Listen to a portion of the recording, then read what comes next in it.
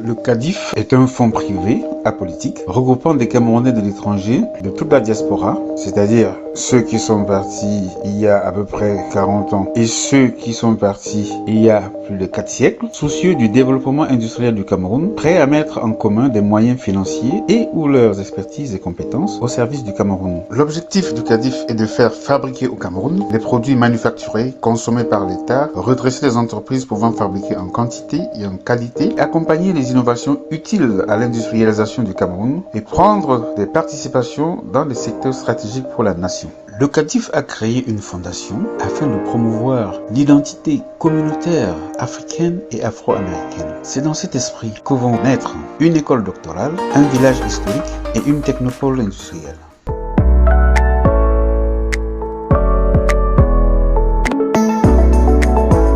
Bonjour, je suis Kate Mondjayoum, chargée de projet fundraising au sein du CADIF. Alors, le fundraising, c'est exactement 3 projets novateurs: la technopole, le village historique et l'école doctorale. La technopole sera le centre d'innovation technologique. Elle aura pour vocation la recherche appliquée dans l'éthique, la recherche médicale, les études sur les plantes médicinales, l'énergie, l'agro-industrie, l'eau, le développement durable. Chercher, comprendre, restituer la vérité historique de l'esclavage. Telle est la vocation de l'école doctorale. Le village historique de Bimbia, qui est situé dans le Fako, non loin de Limbé, aura pour ambition d'accueillir les visiteurs de l'ancien site. Il sera reconstitué pour permettre aux Américains, aux touristes, aux familles camerounaises de venir apprendre une part de l'histoire de l'esclavage. Camerounais, Américains, je vous invite à participer massivement à ces 3 projets novateurs que vous offre le CADIF.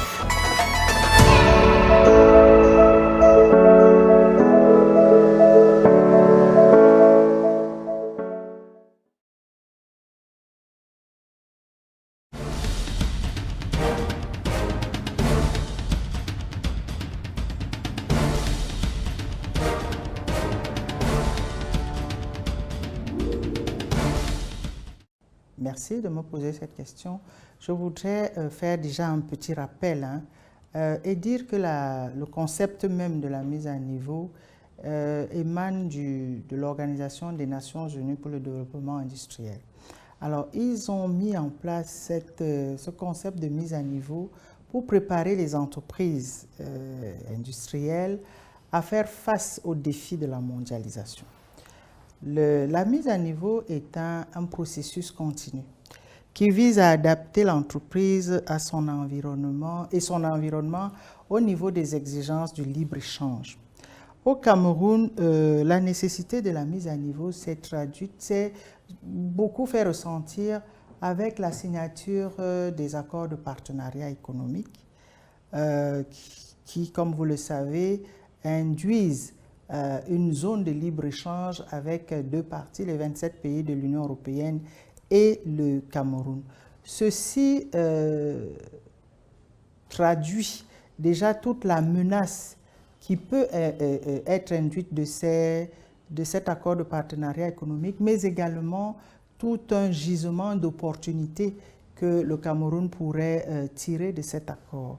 Menace si les entreprises camerounaises ne sont pas préparées, d'où la mise à niveau, pour qu'elles aient un système de production moderne et performant, mais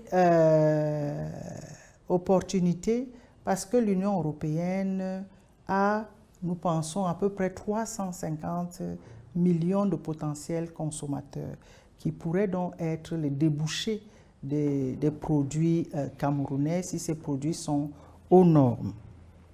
Alors, le Cameroun lui-même ambitionne d'être émergent en 2035.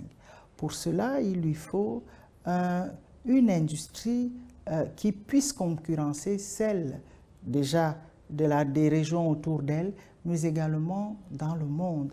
Et pour cela, ces entreprises doivent, cette industrie ou ces entreprises doivent être préparées, doivent être pouvoir tutoyer les produits qui sont fabriqués ailleurs dans les normes et selon les bonnes pratiques de production.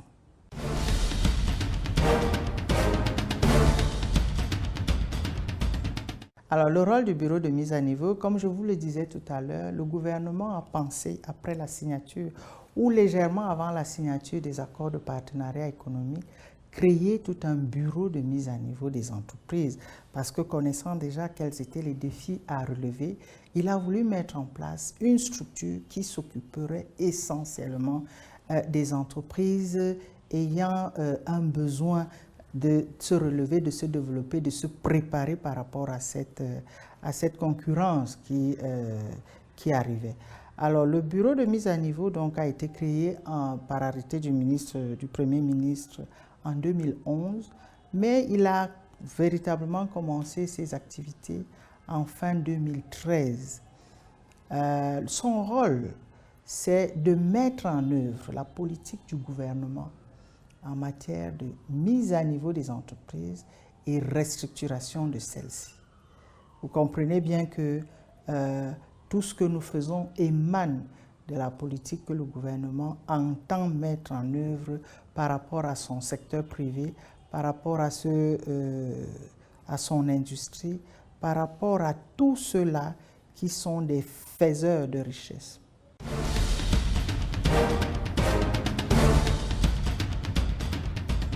En termes de résultats, il est bon de faire une mise au point parce que les gens, quand on parle de mise à niveau, veulent un chiffre. Je voudrais rappeler ici que la mise à niveau est un processus continu. Et donc, il dépend beaucoup plus du chef d'entreprise qui adhère au programme national de mise à niveau. C'est de la volonté du chef d'entreprise qu'on pourra aller plus ou moins vite. En moyenne, une entreprise est mise à niveau si vraiment elle va dans les normes entre 18 et 24 mois. Alors, je pourrais vous dire en termes de résultats qu'aujourd'hui, nous avons à peu près 611 entreprises qui sont venues frapper à la porte du bureau de mise à niveau pour adhérer au programme national de mise à niveau. De ces 611 entreprises, vous comprenez qu'on a dû élaguer certaines qui ne répondent pas du point de vue des critères, qui ne respectent pas les critères, qui ne les atteignent même pas et donc qui ne peuvent pas être éligibles, qui ne peuvent pas être sélectionnés. Donc nous avons à peu près 283 ou 285 pré-diagnostics qui ont été faits. De ces pré-diagnostics, nous avons environ 117 entreprises qui ont connu des diagnostics. Je rappelle ici que les diagnostics sont payés à 80% par le bureau de mise à niveau et à 20% par les entreprises. De ces diagnostics, nous avons 82 plans de mise à niveau qui ont été validés par le comité de pilotage. Comité de pilotage qui lui-même est composé d'une chambre du secteur privé avec les organisations du secteur privé, d'une chambre administrative avec les représentants des ministères et d'une chambre du système bancaire. Voilà, en gros, je pourrais peut-être encore ajouter qu'à ce stade, en termes de primes sur investissement immatériel, nous sommes à peu près à 2,8 milliards et des primes sur investissement matériel, nous sommes un peu moins de 2 milliards à 1,6 milliard.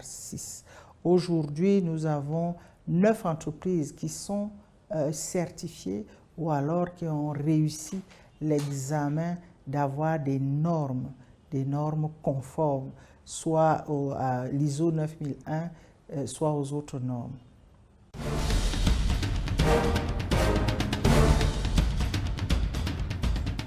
Encore une fois, merci. Je voudrais rectifier une chose. Le programme industrialisation, valorisation des produits agricoles, PIFPA, ne s'achève pas véritablement cette année. C'est juste la première phase, le premier triennat, puisque c'est un programme qui est financé par triennat tous les 3 ans. La première phase allait de 2017 à 2019, donc c'est elle qui se termine cette année. Mais le PIFPA, on a de bonnes raisons de penser que le PIFPA va se poursuivre dans un deuxième triennat, voire un troisième triennat. Le deuxième triennat, donc, qui va de 2020 à 2022, se prépare activement et le bureau de mise à niveau a toutes les raisons de penser et d'être positif et de penser qu'il fera partie du deuxième triennat et qu'il aura les financements nécessaires, non plus simplement pour financer le secteur de l'agroalimentaire, puisque c'était un peu simplement ce secteur qui était touché par le financement PIFPA, mais qui va, le spectre des secteurs va certainement s'agrandir. Je ne sais pas si ça sera valable pour les 11 secteurs de notre portefeuille, mais en tout cas, d'autres secteurs vont s'ajouter à ce financement du PIFPA. Donc, nous sommes tout à fait positifs. Nous pensons que le gouvernement reconnaît toute la pertinence du bureau de mise à niveau par rapport, donc, comme je vous le disais, à la préparation de son secteur privé et de ses entreprises face à la concurrence, avec les entreprises de l'Union européenne, mais également face à cette zone de libre-échange continentale qui, je pense, par nos lectures et par ce que nous voyons, est imminente. Et donc nos entreprises, encore une fois, seront confrontées soit à la concurrence des autres entreprises de la sous-région, de la région, ou alors elles vont prendre le taureau par les cornes, viendront adhérer au BMN et se mettront aux normes, pourront produire avoir un système de production performant, développé et moderne.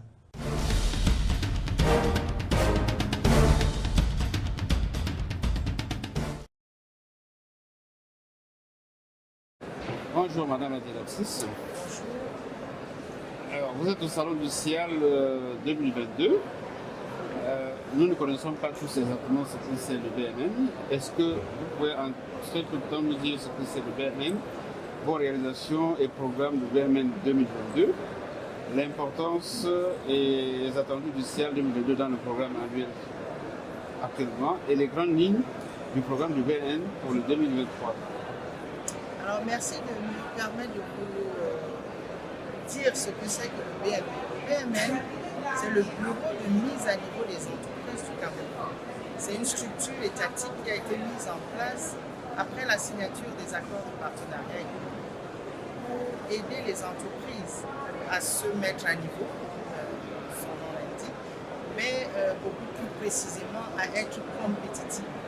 Alors ces entreprises, pour être admises au programme de mise à niveau, doivent répondre à un certain nombre de critères, doivent appartenir à un certain nombre de secteurs que je ne vais peut-être pas nommer ici. Nous avons déjà eu à mettre en place, à mettre en œuvre plusieurs programmes. Le premier des programmes, c'est le programme national de mise à niveau des entreprises, le PNMAN. Nous avons après cela mis en place ou en œuvre le PACOM, qui est le programme d'appui à la compétitivité des entreprises camerounaises. C'est un programme qui a été financé par l'Union européenne pour mettre à niveau une soixantaine d'entreprises. Puis nous avons eu le PIFPA, le programme de valorisation des produits agricoles que nous avons terminé en 2021. Et lui nous a permis de mettre en œuvre et de mettre à niveau beaucoup de petites et moyennes entreprises. Nous allons dire environ 100 petites et moyennes entreprises, mais également de grandes entreprises. Et nous avons même commencé la restructuration de 6 entreprises camerounaises. Alors comme résultat, nous avons des résultats très bons pour certaines entreprises, assez mitigé pour d'autres. Vous comprendrez que la mise à niveau dépend de la volonté du chef d'entreprise d'aller de l'avant et d'implémenter le plan de mise à niveau qui a été fait par le bureau de mise à niveau. Nous avons par exemple une entreprise qui fait 20% de plus de chiffre d'affaires par an et tous les ans depuis 5 ans, depuis qu'elle est avec le bureau de mise à niveau. Cette même entreprise a eu en termes d'emploi 233% d'effectifs en plus Et en termes de production, elle est passée à pratiquement le triple de sa production lorsque nous l'avons prise en main. Alors vous avez comme ça, j'ai dit, certaines entreprises c'est un peu mitigé. Il y a eu entre-temps le Covid qui a découragé certaines entreprises et qui a fait en sorte qu'ils mettent un peu de côté le plan de mise à niveau. Mais très rapidement, ils sont revenus dessus, ils font appel à nous et ils veulent notre accompagnement. Donc nous avons véritablement de quoi faire et tout le monde au Cameroun, en tout cas notre cible qui est composée des entreprises de transformation, reconnaît la pertinence du bureau de mise à niveau et de ses actions. Alors pour 2023, nous avons mis en place, nous avons élaboré un document de stratégie qui nous permet dans les 3 prochaines années de mettre à niveau environ 60 entreprises. Pour cela, il nous faudrait environ 65 milliards de francs CFA. Le comité de pilotage, qui est notre instance de décision, a trouvé ce budget soutenable et nous pensons que si nous l'avons, nous n'aurons pas simplement ce résultat parce que nous faisons en même temps de la mise à niveau globale qui concerne un peu tous les départements d'une entreprise, mais nous faisons également de la mise à niveau spécifique où par à coup on va aider les entreprises et d'autres. Nous faisons également de l'accompagnement à la certification et nous avons pratiquement les normes que vous connaissez, la ISO 9001, 14000, 22000, etc. En fonction du besoin de l'entreprise, nous sommes capables de l'accompagner dans les différentes certifications. Et nous faisons également de l'accompagnement aux certificats, aux normes camerounaises. Nous avons une structure qui élabore des normes. Et donc nous achetons ces normes dans cette entreprise, dans cette structure, pour accompagner les entreprises. Nous sommes, et je vous l'ai dit, un outil de l'État, nous sommes une structure administrative et nous mettons en place des activités qui vont dans le sens de la SND 30. La SND 30, c'est un peu ce qui a remplacé notre document de stratégie pour la croissance et l'emploi. Et donc nous pensons avec notre chef de l'État que nous sommes en plein dans cette transformation structurelle, dans cette impôt-substitution et dans le Made in Cameroun que vous voyez dans nos stands, les entreprises que nous avons emmenées font de la transformation de produits camerounais et nous amenons les populations à consommer ces produits que nos entreprises produisent. Ok, merci. Donc, je disais par rapport au nombre que c'est difficile de nous comparer aux autres. Les autres, ce sont les pays qui ont pris des stands pour leurs entreprises. Ici, à ce niveau-ci, pour le Cameroun, vous avez affaire à une structure, une seule structure, le bureau de mise à niveau des entreprises, qui a fait venir 5 entreprises. La fois dernière, il y en avait 6. Et à chaque fois, nous essayons de différencier un peu les secteurs. Donc, nous en avons 5 qui sont représentés par leurs produits. Mais physiquement, ils ne sont pas tous les 5. Simplement parce que les procédures pour venir en Europe sont un peu difficiles. Et tout le monde n'a pas eu le cachet pour être présent. Nous avons aussi un problème de moyens. Le SIAL, ça coûte cher. Et le bureau de mise à niveau est là aujourd'hui parce que beaucoup de volonté et parce que aussi nous avons payé en 2019. Vous savez, en 2020, le SIAL n'a pas pu se tenir pour des raisons de Covid et notre paiement a été prorogé, a été renvoyé à 2022. Nous espérons être là en 2024, je crois, avec un peu plus d'entreprises dans des secteurs différents. Alors, M. Jean-Jacques Gaguedo, vous êtes membre du comité de pilotage du BM. Qu'est-ce que vous attendiez du SIAL en arrivant et est-ce que vous êtes satisfait? Merci. Nous participons en notre qualité de membre du comité de pilotage du bureau de mise à niveau du Cameroun à ce salon par ailleurs en notre qualité de représentant du syndicat des industriels du Cameroun, Syndustica. Nous avions déjà une certaine idée de ce salon à travers la documentation qui a été mise à notre disposition par le bureau de mise à niveau.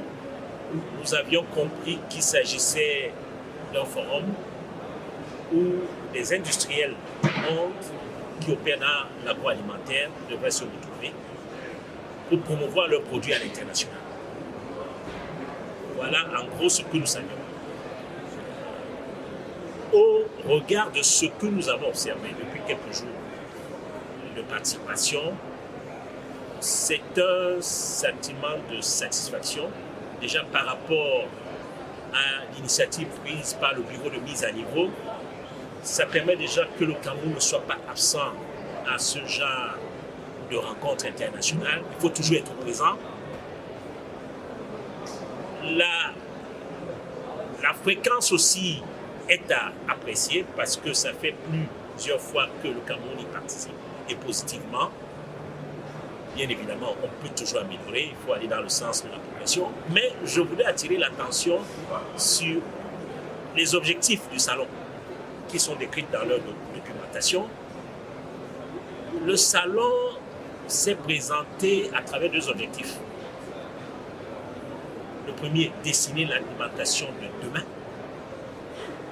Le deuxième, rassembler les professionnels de l'industrie agroalimentaire dans les attentes et les habitudes de consommation des pays du monde entier. Quand vous regardez cette orientation, cela veut dire que nous devons nous positionner à travers le BNM qui a fait un premier pas dans ce sens. Nous devons nous positionner pour nous améliorer, pour améliorer notre agro-industrie. Accompagner les promoteurs industriels, ce qui est fait, ce qui est bien fait, mais il faut davantage aller plus loin. Il faut faire mieux, il faut aller plus loin. Et ce salon est important parce qu'il nous permet de nous mesurer, nous les industriels, de nous mesurer aux autres et de voir à quel niveau nous nous situons.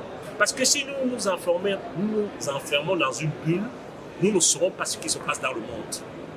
Nous avons vu des produits qui sont transformés ici. L'arachide, la tomate, nous avons la tomate au Cameroun. Nous avons vu des huiles, nous avons vu du poisson. Il y a un certain nombre de produits qu'on retrouve dans d'autres pays que nous avons aussi l'opportunité d'avoir au Cameroun et que nous pouvons transformer dans le sens d'améliorer d'ailleurs les échanges vis-à-vis de l'extérieur et d'améliorer même notre position de la balance des paiements. Il y a des opportunités, il faut les exploiter. C'est une très bonne initiative, mais il ne faut pas faire seul. Quand on joue, quand on va dans une confrontation sportive, on a appris qu'on fait en groupe, on fait en équipe. Il ne faut pas faire seul. Le gouvernement aurait intérêt à appuyer davantage les actions du bureau de mise à niveau pour que les résultats soient encore plus prometteurs pour notre industrie, pour notre développement. Et d'ailleurs, pour la SND30, comme a dit Madame la directrice, nous voulons aller plus loin, disons plus loin. On a une marge de progression, elle est bonne, on a beaucoup d'atouts. Merci. Bonjour, monsieur Yuri Etam. Bonjour. Expert industrie BMN.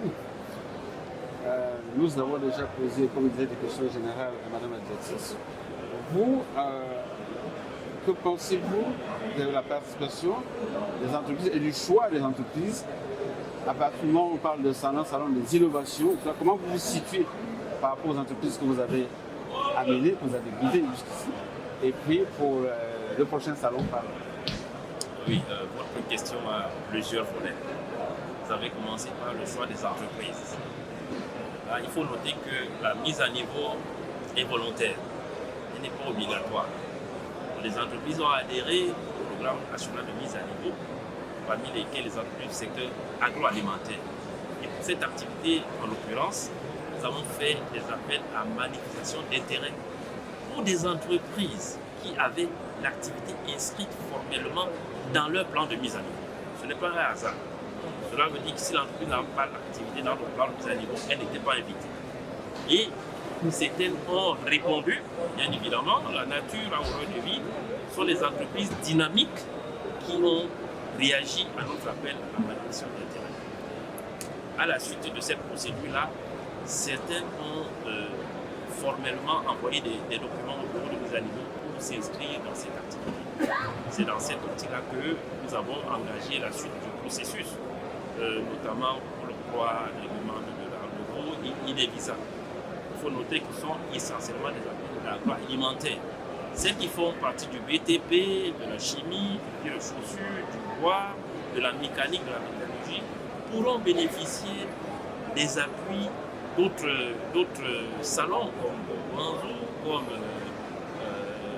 Euroasia, Foodtech, ainsi de suite, comme CFI à Arrêt. Donc pour l'instant, nous sommes dans l'agroalimentaire. Ici, les entreprises ont quand même eu l'opportunité de voir en matière d'innovation ce que le marché mondial recherche. Nous avons vu, ce sont des exemples, mais qui ne peuvent pas faire l'objet d'un copier-coller au Cameroun. Des entreprises qui ont gagné des prix en matière d'innovation en réduisant du gluten dans leurs produits. Pour notre cas, nous avons des entreprises qui produisent à base de la matière locale, la transformation locale.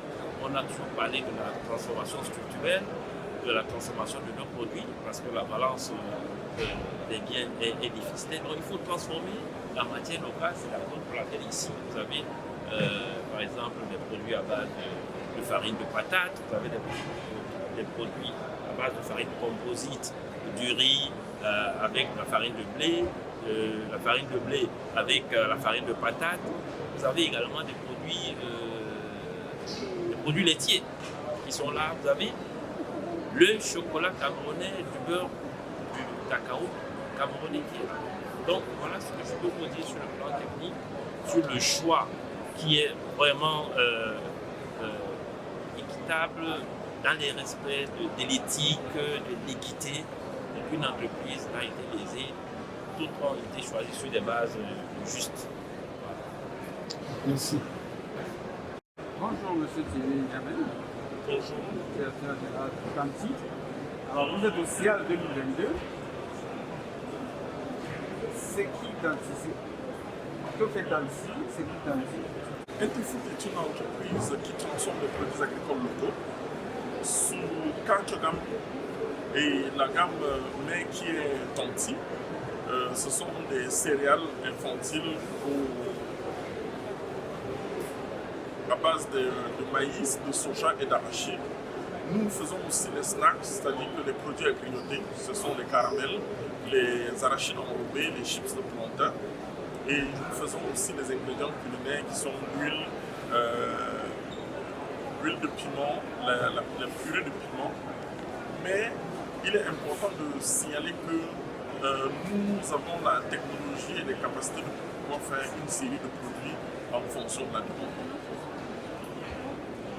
En réalité, ce que nous tirons de grand ici, c'est de comprendre qu'il y a encore énormément de chemin à faire. Nous avons pu benchmarker en regardant les autres pays africains, de voir les autres pays européens et de comprendre que nous avons une marque très forte, mais qui est encore sous-exploitée. Nous avons compris qu'il y a du travail et que nous allons sincèrement nous mettre au travail pour pouvoir donner non seulement de la valeur ajoutée à nos produits, mais surtout de conquérir le monde. Parce qu'en restant sur place, en nous cantonnant uniquement aux produits camerounais, au marché local camerounais, nous nous enfermons et alors qu'il y a énormément d'opportunités. Le CIAL nous a permis d'avoir des contacts extraordinaires, des distributeurs sur l'Europe, sur l'Amérique et aussi en Amérique latine. Je pense que c'est une opportunité pour nous de comprendre, de nous améliorer en termes de packaging, de nous améliorer en termes de vision, de visibilité, mais surtout de savoir comment se préparer pour un salon d'une telle envergure. Allons-y. Alors, M. Thierry Niamel, quelles sont vos relations, au vu de ce que du CIAL 2022, quelles sont vos relations? Que pensez-vous que le BMN vous a apporté? En réalité, au vu de tout ce que nous avons, de la préparation jusqu'à notre arrivée ici, je pense sincèrement que le BMN nous a donné le maximum de ce que nous pouvons nous donner. Mais c'est largement insuffisant c'est un plaidoyer pour nous de demander qu'il y ait suffisamment de moyens. En observant ce que font les autres, nous comprenons que le budget qui est prévu est un budget largement insuffisant pour cette discipline. Leur expertise technique de rassembler les entreprises, de les upgrade, d'améliorer leur capacité de performer, montre à souhait, quand on regarde ce que font les autres, qu'il faut un budget au moins 10 fois supérieur à ce qu'il y a pour qu'un événement comme celui-ci ait du ton, parce que c'est le Cameroun qui est devant, c'est le Cameroun qu'il faut vendre. Merci. Bonjour Madame Alida. Vous êtes general manager de la société Dema, je peux dire Dema Petit Cœur. Alors, est-ce que vous pouvez nous parler de Petit Cœur et Nous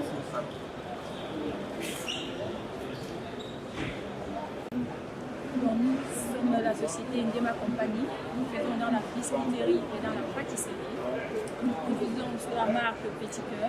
Nous avons plusieurs gammes de produits. Mais ici au CIA, nous avons voulu mettre en avant notre dernier produit qui est le biscuit Sprit fait à base de la matière première locale. Et ici, nous avons utilisé la farine de riz du Tonga, qui est produit dans la région de l'Ouest de Cameroun. Nous y avons associé le miel de la Damawa. Nous avons tenu ici à mettre vraiment en avant les produits locaux.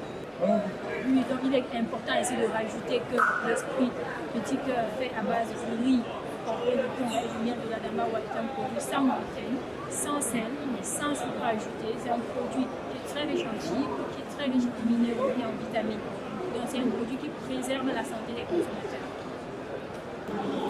Donc ici aussi, nous avons vraiment appris beaucoup de choses. Nous avons eu la possibilité de rencontrer certains de nos clients qu'on a déjà au Cameroun. Donc nous avons pu remonter la crédibilité de nos clients auprès de ces clients-là.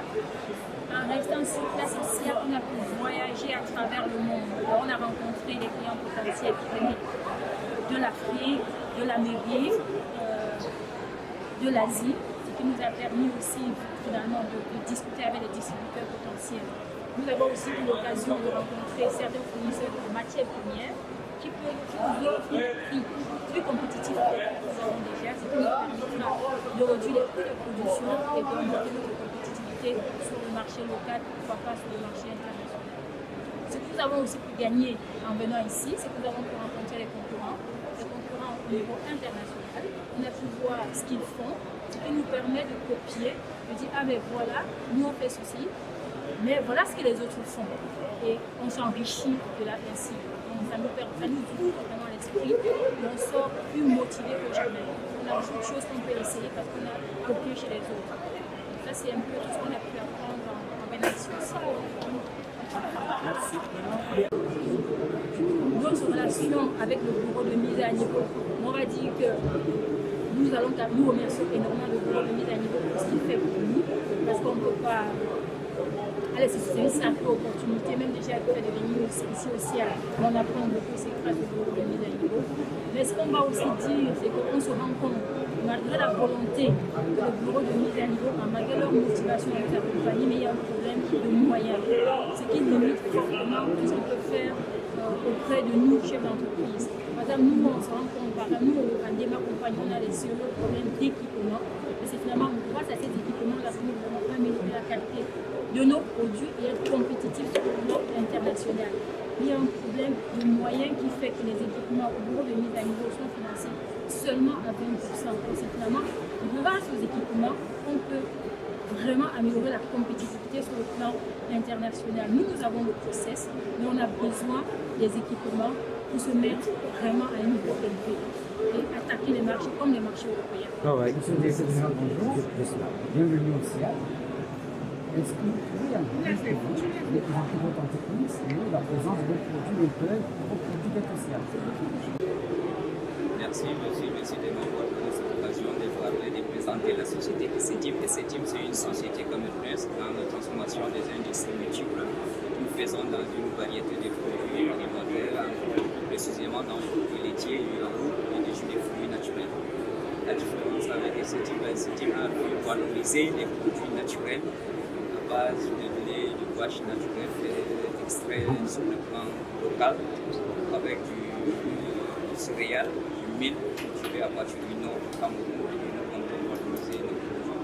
Et en même temps, les sédimes, au milieu, nous avons des yaourts maigres conseillés vraiment par les ingrédients pour les diabétiques, sans sucre, sans matière grasse. Et nous avons aussi des yaourts maigres aussi qui permettent de faire consommer qui sont dans le régime alimentaire. Et nous avons aussi d'autres yaourts, fraises, vanille, et aussi les jus lactés.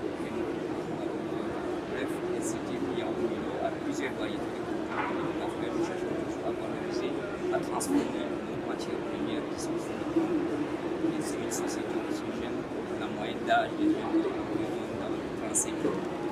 À base de nous avons lancé le sédime en 2015 et le sédime a vraiment évolué en espace de 5 ans avec des jeunes qui sont sortis fraîchement de l'école de formation.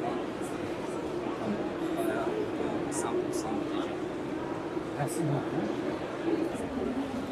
Nous avons vraiment profité de notre présence ici. Nous avons rencontré plusieurs fournisseurs qui nous ont proposé leurs matières premières. Il y a d'autres fournisseurs qui nous ont proposé des nouvelles emballages, des étiquettes. Mais nous avons aussi d'autres qui nous sont vraiment intéressés en notre façon de faire à la transformation de nos produits laitiers sur le plan céréales, maigre, citron. Ça nous a aussi permis aussi de voir qu'il y a d'autres technologies, il y a d'autres matières premières que nous utilisons chez nous et que nous n'avons pas encore transformées.